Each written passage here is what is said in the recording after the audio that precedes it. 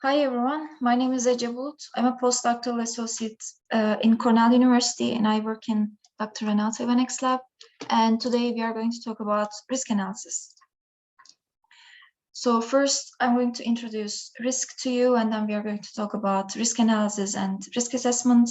And in the end of my presentation, I'm going to show you a small risk assessment model as an example. So what do you think risk means? When do you use risk in your daily lives, or what do you consider a risky situation?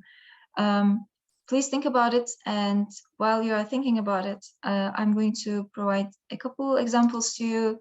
So an example could be a risk of missing a Zoom meeting, or being in a car accident, or not getting a job, or it could be risk of failing in business. So these are a couple of examples in life.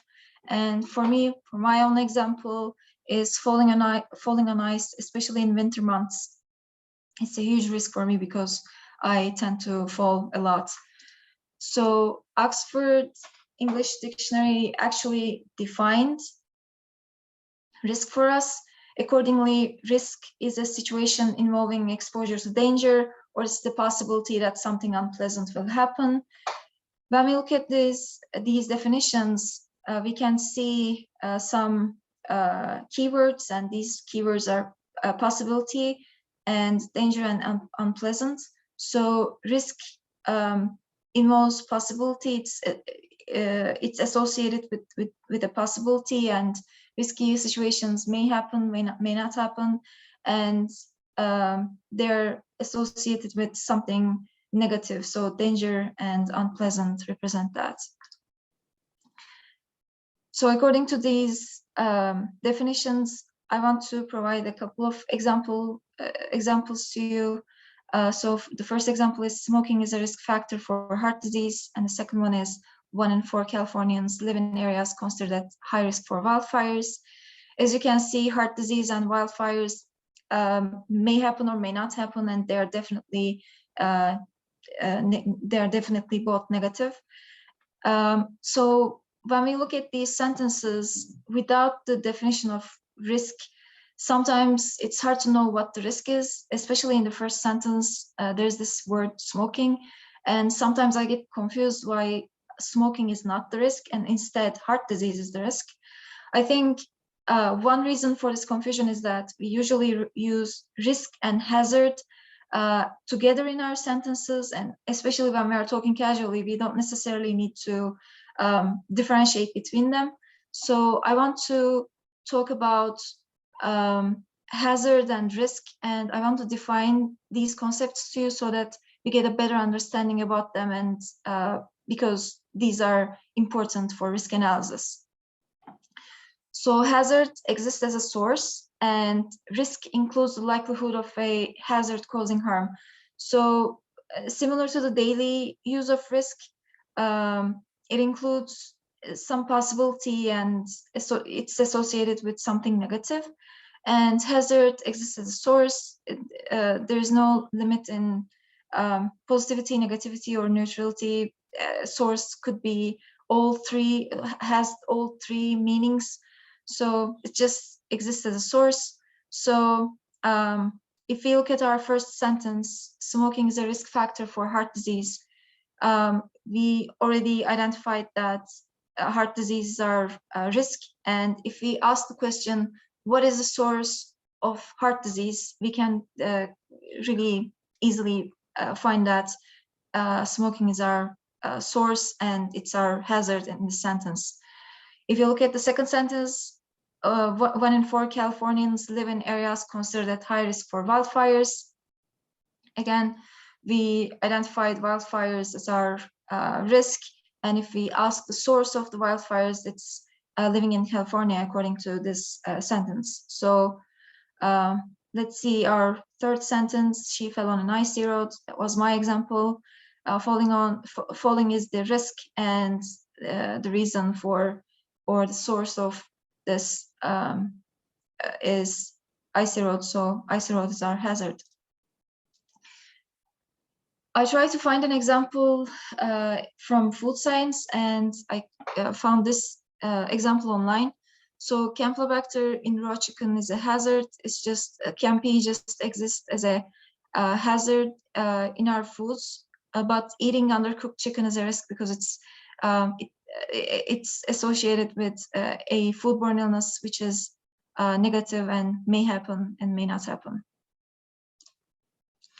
I want to talk about risk analysis. So risk analysis is a process where we identify risks and then we analyze the impact of those risks, and then we try to find the negative,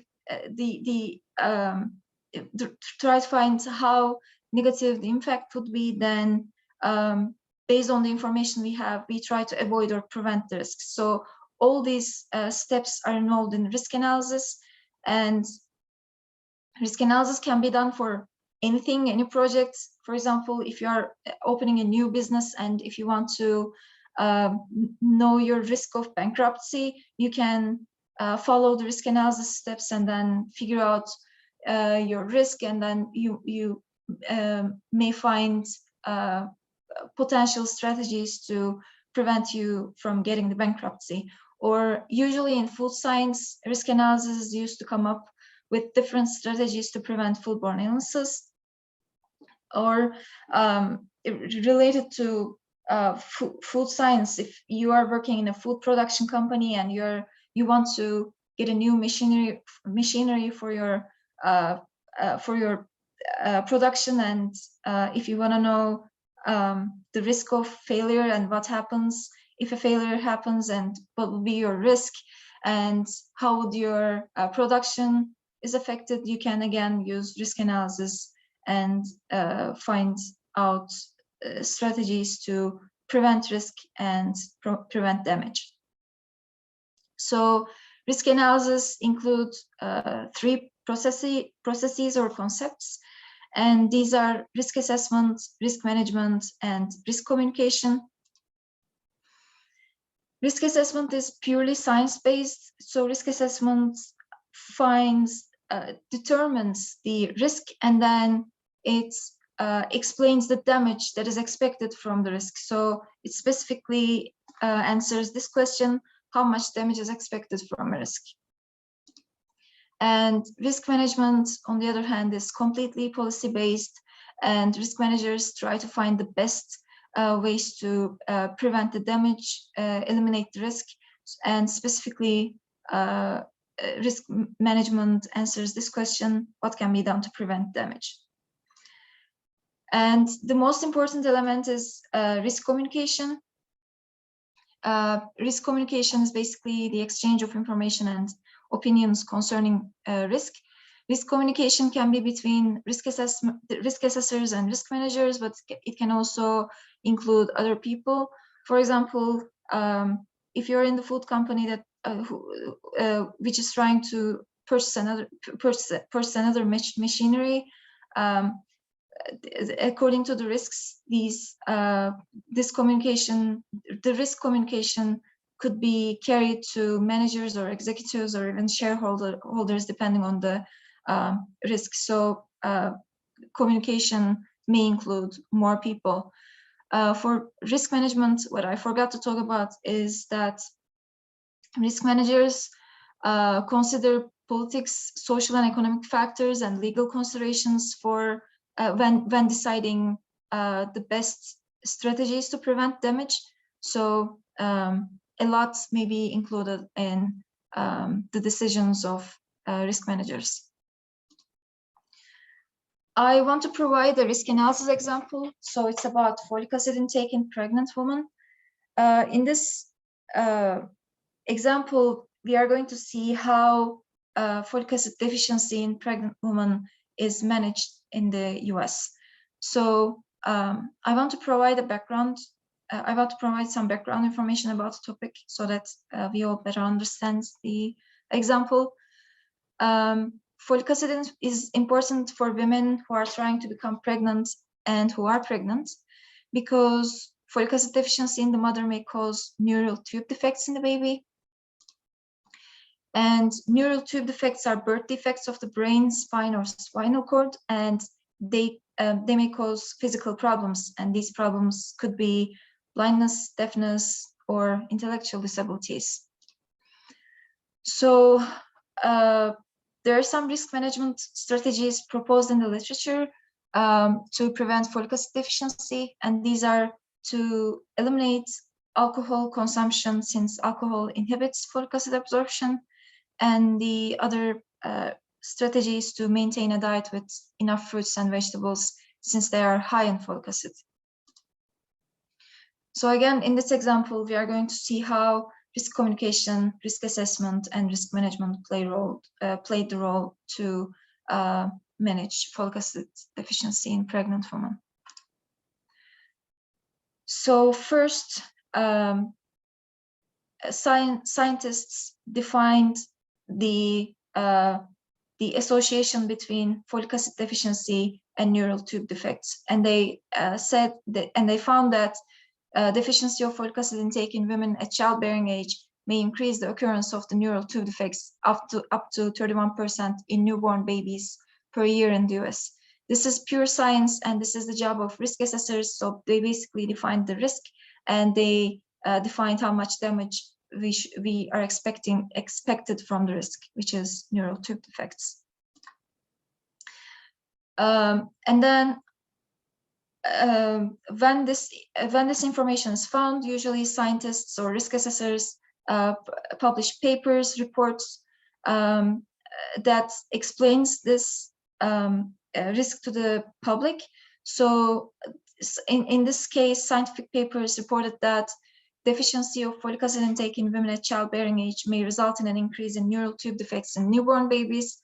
So this scientific papers from scientists is a form of risk communication, and this risk communication in this example was between scientific community and the general public. So when this information about the risk is out there, something needed to be done, and risk assessors and risk managers came together and tried to find science-based ways to prevent neural tube defects. These different strategies were about how to increase folic acid intake or decrease the deficiency. So the first strategy was that women at childbearing age eliminate consumption of alcohol. The second strategy was that women at childbearing age maintain a diet with enough fruits and vegetables, and women at childbearing age increase folic acid intake. So this creation of these strategies was a result of risk communication between risk assessors and risk managers. As I mentioned before, risk managers' work goes beyond finding just potential strategies. So they need to consider public health, economic, social, and political consequences. And accordingly, risk managers decided that women at childbearing age should either maintain a diet with enough fruits and vegetables, or they should increase folic acid intake. And CDC actually accordingly published a recommendation for women at childbearing age, and they said all women of reproductive age should get 400 micrograms of folic acid each day, in addition to consuming food with folate from a varied diet to help prevent neural tube defects. So this publication by CDC was a risk communication between governments and the general public, and the aim was to provide a guideline for women at childbearing age and prevent neural tube defects. And this is how folic acid deficiency in pregnant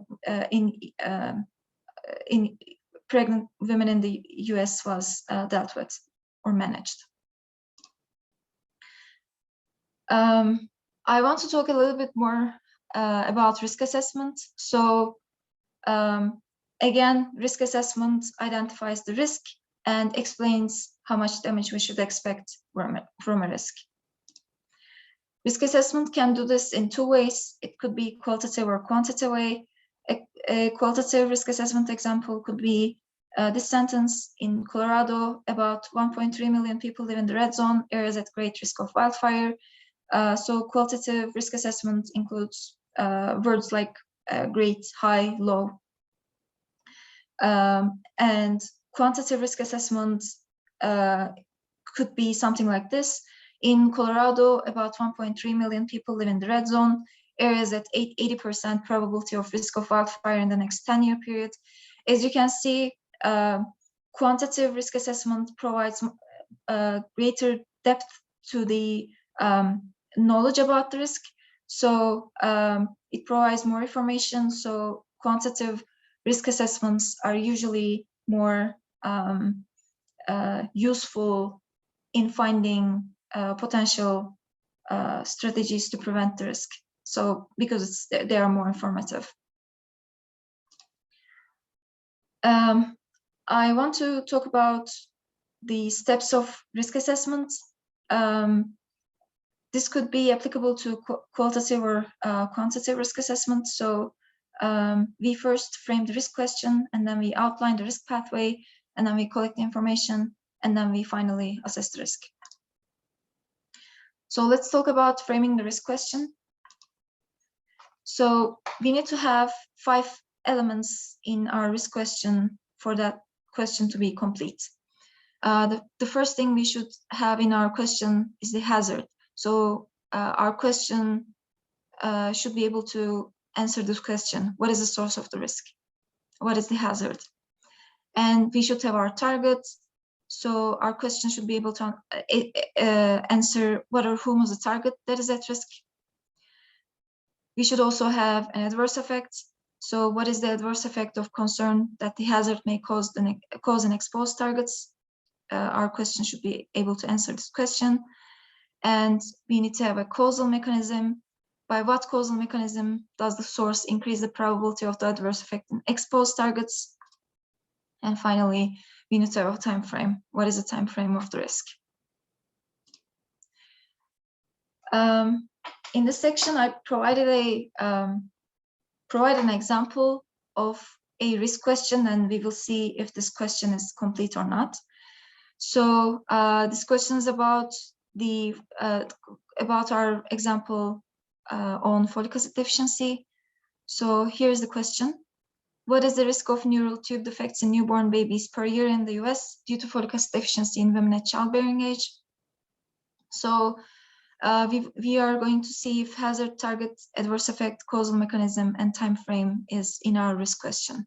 So we have our risk here, risk of neural tube defects in newborn babies. So in order to find the hazard, we need to ask this question: what is the source of the risk? And the source of the risk in this case is folic acid deficiency. And the next question, we need to find the target, who's affected by folic acid deficiency. It's the women at childbearing age in the US. What is the adverse effect? Adverse effect in this question is directly our risk, which is neural tube defects in newborn babies. And causal mechanism, how our targets are affected by our adverse effects. So it's deficiency of folic acid prevents healthy baby growth. So causal mechanism is everything between deficiency folic acid and the neural tube defects. And time frame is 1 year. So this question is complete. So when we look at this question, especially the causal mechanism part, the causal mechanism is not explicitly mentioned in the question. But since we know the background, we know that folic acid deficiency is directly associated with neural tube defects. So we can directly say that causal mechanism is everything in between folic acid deficiency and neural tube defects. In your risk questions in the future, when you're doing something like this, even if you do not explicitly say the causal mechanism in your risk questions, you should be able to you should be able to make the direct causality between your hazard and adverse effects. So this is a second example. What is the risk of a tapeworm infection among Cornell students in a year due to consumption of raw fish? Again, in this question, we are going to find whether this question is complete or not. I just try to find an example related to food science. So again, let's first find our risk, which is tapeworm infection. So what is the source of, in order to find the hazard, we need to ask the question, what is the source of the risk? So the risk of tapeworm infection is the tapeworms. And who is affected by the tapeworms? It's Cornell students. What is the adverse effect? What happens to Cornell students? It's again directly our risk. It's the risk of tapeworm infection. And what's the causal mechanism? How are Cornell students affected by tapeworm infection? So it's just by consumption of raw fish, and time frame is 1 year. So this question is complete as well. So I want to complete the risk assessment steps for our tapeworm infection, and in the end, I want to show you a model, a quantitative risk assessment model after we complete all the steps. So we frame the question and our question is complete, and next step is outlining the risk pathway. So when we outline the risk pathway, we need to describe all the stages that was between the hazard and the risk. So we need to explain all the processes. We need to list all the steps, and then an important consideration is that we need to report all our underlying assumptions, because at the end of a risk assessment, we are going to, specifically for this example, we are going to have the number of infections among Cornell students, and we should be able to explain under what conditions this result is applicable. So assumptions are important.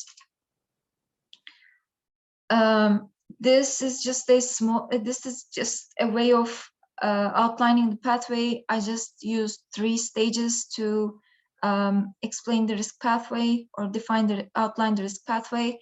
So the first stage is, in a year, a number of students from Cornell eat raw fish, and some of the raw fish consumed is contaminated with tapeworms, and then a fraction of students who consume contaminated food become infected. So that's our whole pathway, and our assumption in this case is that consumption of contaminated raw fish may not result in an infection.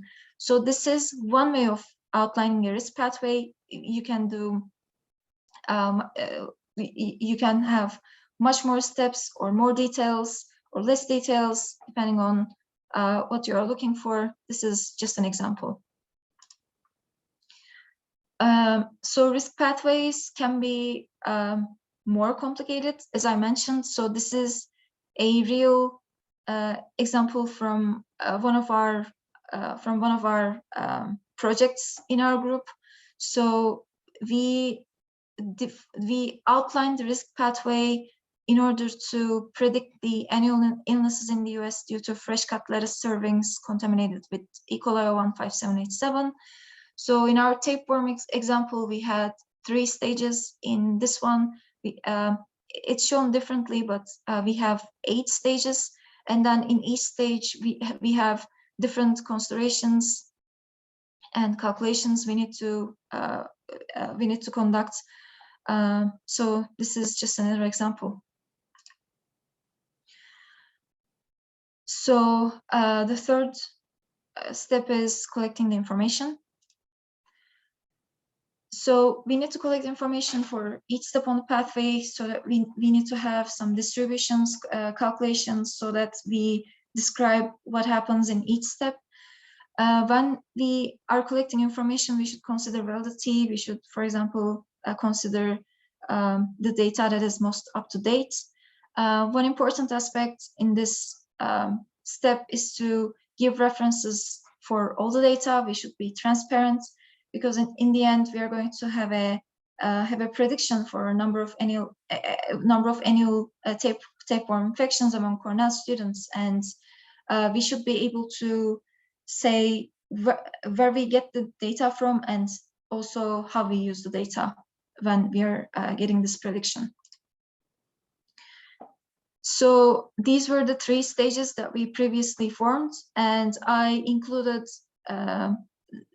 one parameter, one data that we could include while predicting our risk. So for the first stage, for example, annual number of students who eat raw fish might be useful. For the second stage, probability that a raw fish is contaminated with tapeworms could be another data point.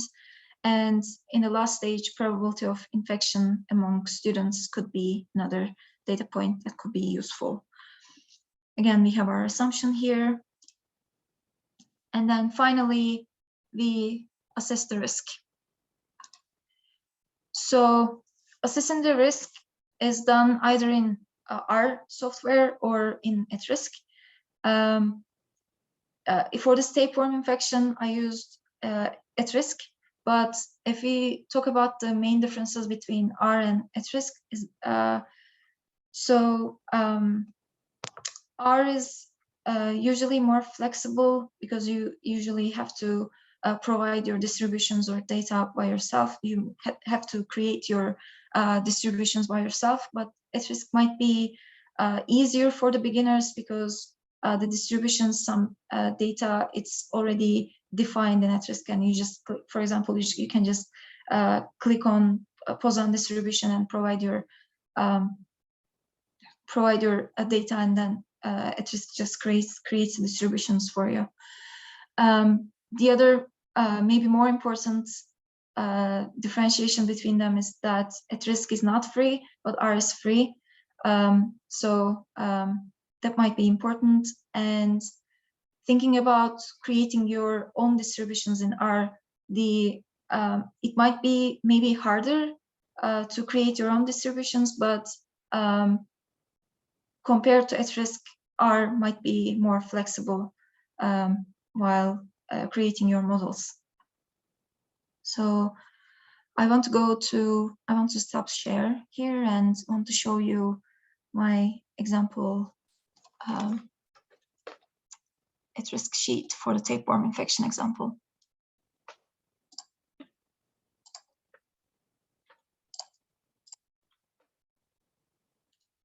Okay, so @risk is an add-on to Excel. So when you start Excel and @risk together, let's start @risk.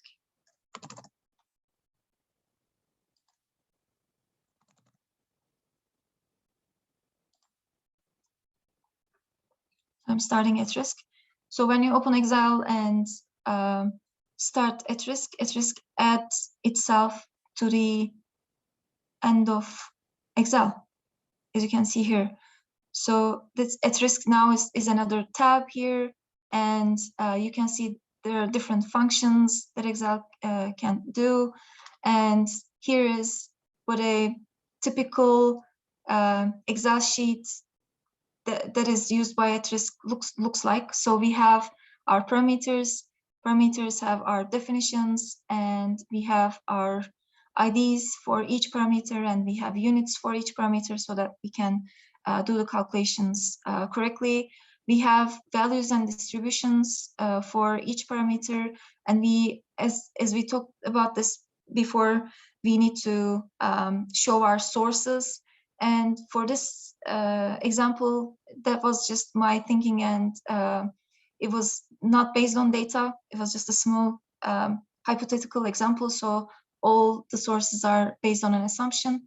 That's fine, but in real life, you should be able to include data references for your sources.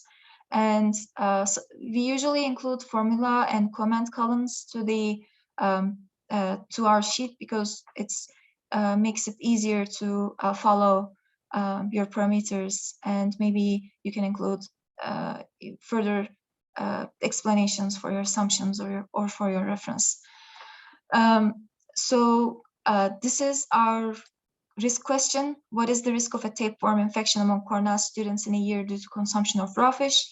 And these are all our data points. And in the end, we calculate our output and the answer of our risk question, which is the number of infections per year among Cornell students from consuming contaminated raw fish.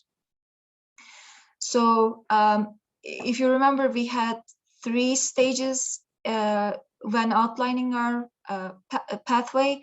And as you can see, I included 3 yellow lines, and each line corresponds to that stage. So as you can see, in each stage, we have several parameters and calculations. So another thing that you might recognize is that you might see is that our distributions are shown in blue.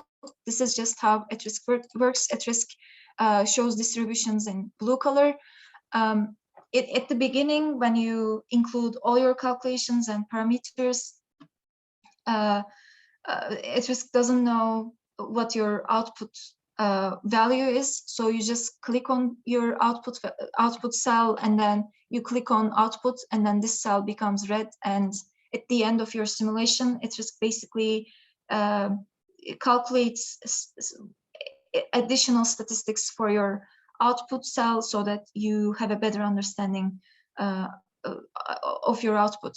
So the first thing we do is that we put our parameters under each stage, and then we do our calculations. And then when we calculate the output cell, we go to simulate and click on simulate in at-risk. And in the simulation, we have 10,000 iterations, and we are going to have 1 distribution for the number of infections. So basically what's happening here is that at-risk takes 10,000 numbers from all the distributions and estimates number of infections 10,000 times. And we are going to see what it's looking like in a minute. But I want to talk a little bit more about the calculations that we have done that is resulting in our infection counts. So first, we included a number of students who consume raw fish at Cornell. I defined this as a Poisson distribution. It's just a distribution that where expected value and the variance is the same. So I assume that on average, 1,000 students consume raw fish at Cornell. And when you look at the results, you can see that the distribution looks like this. As you can see, 1,000 is our mean and median. On the right-hand side, you can see more information about the quartile range from 1% to 99%. So this is just a way of Poisson distribution is just a way of my thinking. You can, in your own distributions, in your own models, you can use other distributions. I also use Poisson distribution for defining the number of consumed raw fish per student per year. And then using these 2 numbers, we calculated the annual number of consumed raw fish consumed by Cornell students. And then when we know the number of annual number of consumed raw fish at Cornell, not all of the raw fish is contaminated. So we included a probability p-count here to find out the number of contaminated raw fish that is consumed by Cornell students. And it's that number. We just multiplied the total number with the probability of contamination. And then not all the contaminated consumed raw fish will cause an infection. So we have another probability here. And then when we multiply the consumed contaminated raw fish number with the probability of infection, we get our result. So in order to see the results, we just click right, and then we say explore and browse results, and then we got this probability density distribution. So on the left-hand side, you can see how your distribution looks like. On the x-axis, you can see the number of infections, and here is the interquartile ranges. And on the right-hand side, you can find the minimum and maximum of your results. So our minimum is 0, our maximum is about 7 people that gets infection per year at Cornell, and our mean is about 1 person, and our median is about 1 person. Again, there's more data about your distribution here. So at-risk is, I told to you that at-risk does some additional calculations for your result. So it does a analysis called sensitivity analysis, and sensitivity analysis is used to find the most important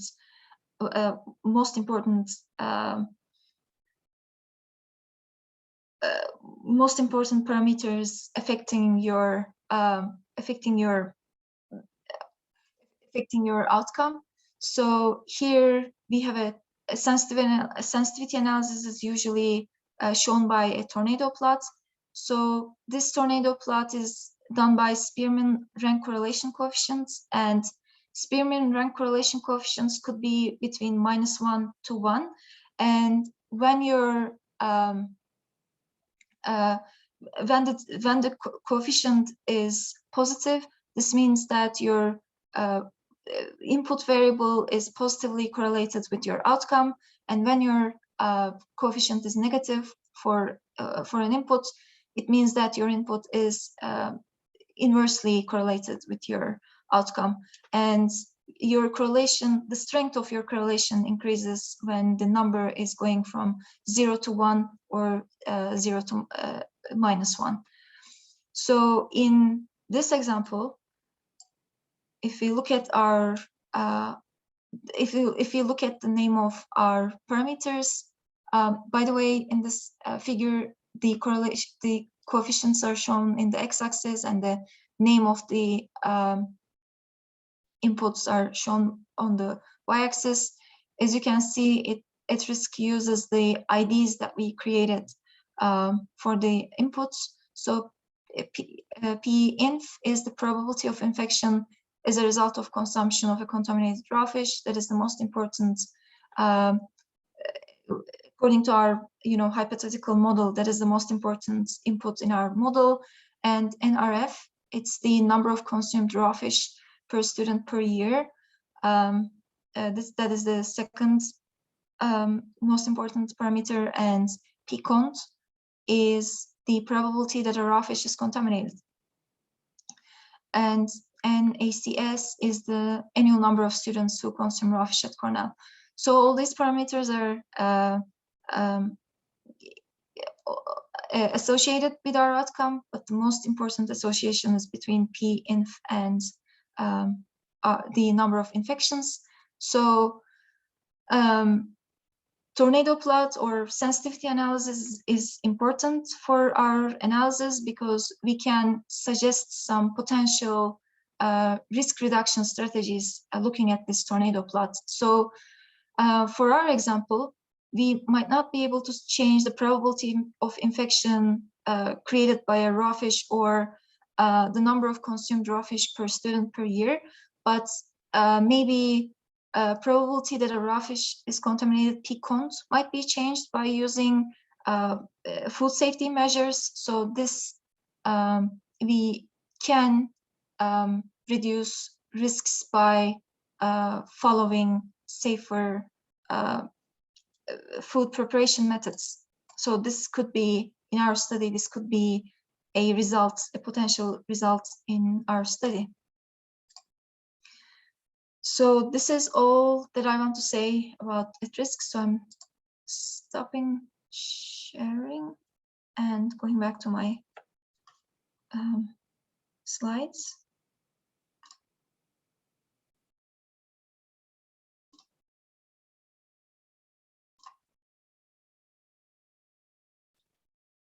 Okay. So our tapeworm infection example was a very small hypothetical example, but here in this Excel sheet, here in this slide, you are seeing a print screen of an Excel sheet where we have our own real risk assessment model about E. coli contamination on fresh cut lettuce supply chain. So as you can see, risk assessment models can be very complicated. So when we assess the risk in our tapeworm example, we found that the median number of tapeworm infections among Cornell's graduate students is 1 per year due to consumption of raw fish. I want to take your attention to how we report our results in risk assessments. So we have a median number. We can report different. We can quartile ranges or interquartile ranges or different confidence intervals with our results, because your number cannot be only one number, because we have uncertainty and variability in our models. So our results should account for those structures. So if I want to give a little bit information about uncertainty and variability. So uncertainty arises because we have imperfect information, and gathering more information can reduce uncertainty. And uncertainty can be from measurement uncertainty or limited sample size, or from use of surrogate data, or it may be because the things that are simply unknown. And for variability, the variability is defined by inherent differences in the physical world, because in real world, everything is random and irregular. And gathering more information can better characterize variability, but it cannot reduce it. Variability can be from genetic differences, spatial variation, or temporal fluctuations. So when I think about the definitions, and the examples might still be vague for you, so I think I have two good questions, I think, that are explaining uncertainty and variability. So an example for uncertainty is the number of organisms in the world. So we may never know the total number of organisms in the world, and if you are making a risk assessment model that includes the number of organisms in the world, you can just, let's say, just for sake of the example, let's say 5 trillion. If you say 5 trillion, it's just this number has an uncertainty because we don't know. We basically have imperfect information about the number of organisms in the world, and as I mentioned, gathering more information can reduce this uncertainty.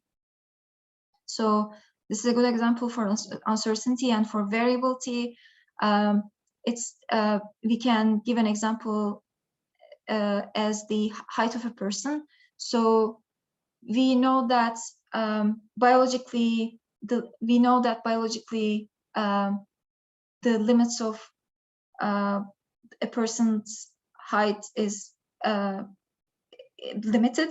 So, but let's say, for the sake of the example, let's say a person can be from 30 centimeters to 3 meters. So we know that there is this variability, and gathering more information can better characterize it. Maybe it's 29 centimeters to 3.5 meters, but this variability will not be reduced, because all the numbers between 29 centimeters to 3.5 meters will represent the variability of our data. So I think height of a person is a good example for variability. So that's all I wanted to explain today about risk analysis. I hope it was useful. You can reach me at eb6438cornell.edu for any questions or comments.